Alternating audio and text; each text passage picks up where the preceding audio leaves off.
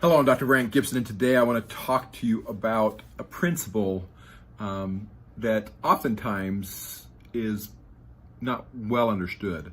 That is when you should be using ice and when you should be using heat when you have an injury. Before I go any further, let me explain what I do after I run a marathon. So after running a marathon, what I will do is instead of icing like a lot of times you are told to do, I will get into a hot bath. And I will explain to you why. The purpose is to increase the blood flow to the muscles. So when you run or when you exercise and you produce a fatigue or a tiredness of the muscles, you get a buildup of lactic acid. So what I will do is by getting into a hot bath, I'm increasing the blood flow that helps wash out the lactic acid and provide new oxygen and new nutrients to those cells to allow them to recover. And by doing that, I increase the speed at which I recover from a marathon or from an exercise activity.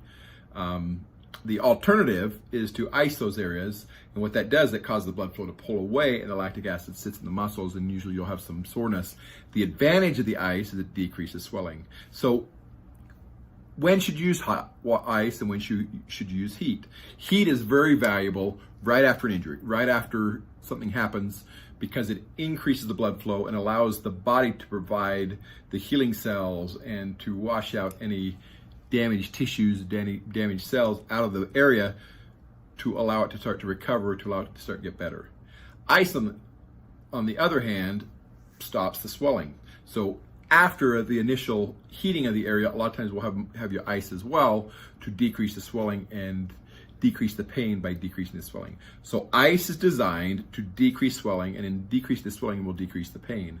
The heat is designed to start the process of healing. So a lot of times right after I will heat it, and then we ice it after that, and after 24, 48 hours, you're gonna be just icing it because you wanna keep the swelling down, which will keep the pain and injury down. This is Dr. Brandt Gibson, and this is your podiatry tips